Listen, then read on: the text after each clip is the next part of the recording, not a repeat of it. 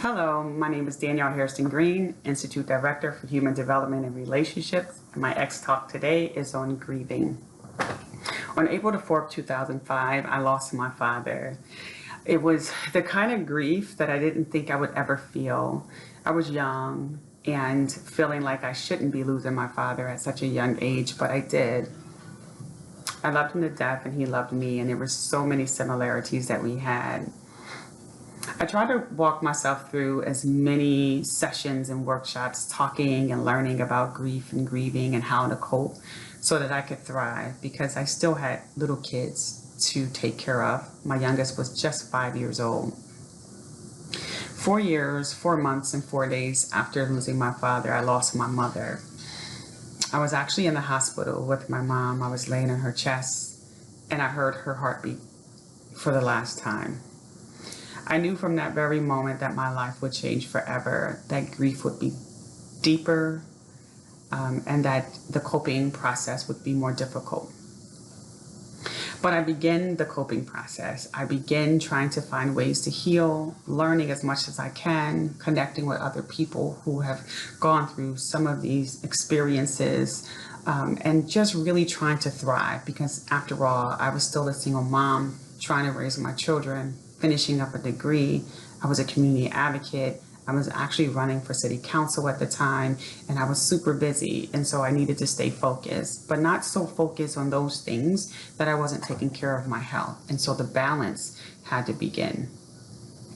About a year after losing my mother, a best friend of mine contacted me to let me know that her father had passed away. And not only was she letting me know this, but she was asking some advice because she watched me get through grieving of my parents. And so she wanted to know, what can I do? How does it feel? What's next? And so I could only share with her what happened with me and how I was able to thrive and function. I followed up with a very long email, just reminding her to stay focused, and to not let anyone tell you how long and how deep your grief should be. We live in a society that's microwave. Everything has to be fast, and folks are telling you that you should grieve for this long, and you should get over it quickly. We know that there's some cultures that may put time on grieving. And so I encouraged her to walk into her grief and feel it fully. And when she's ready, she'll know. So I went to the funeral about a week later, and she was speaking so eloquently about her father, and she mentioned receiving that letter. Her family all kind of thanked me for sharing that with her because she was really struggling. And they were thanking me for being vulnerable and transparent in my communication with her. And I had committed from that point forward that I would continue to do that for her. A few days later, they were burying her father in a different state, and it just happened to be the same state I was traveling to for vacation with my kids. And as I was traveling to the state on the same day of the burial, my other friend contacted me to let me know that this best girlfriend of mine had just died. She had lost control of a vehicle on a highway and died instantly, leaving the burial site of her father. So 5 years later, within 5 years, I have lost my mother, my father, and my best friend. And so I'm coping through grief once again, layers and layers and layers of grief. Grief comes in different shapes and sizes. People grieve the loss of an animal, the loss of opportunities, the loss of a loved one, the loss of relationship. They even grieve change. And so their capacity to cope through it is different as well. And so I just wanted to share just a few things that help me cope through grief, and hopefully it can help you. The first thing that I want to say is to seek and accept help.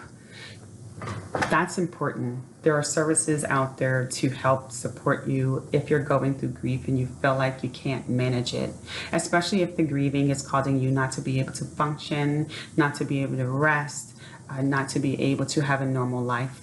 Please seek out the help that you need. The other thing is to accept your grief. Don't run from it. It's important for you to accept your grief because that helps you to begin the process of healing. Sometimes we don't go through change because we don't know that there's a problem. And so the moment that you accept it, it allows you to begin the process.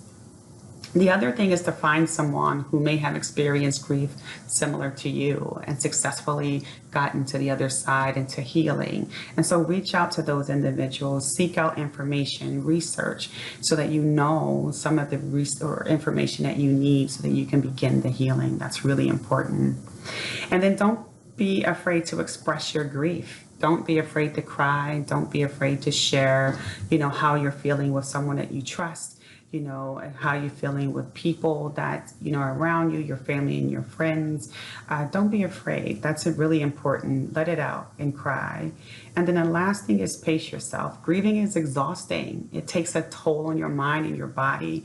Pace yourself and give yourself some grace. Loosen up your calendar so you're not packing in so much that you don't give yourself time to just decompress and be in that moment.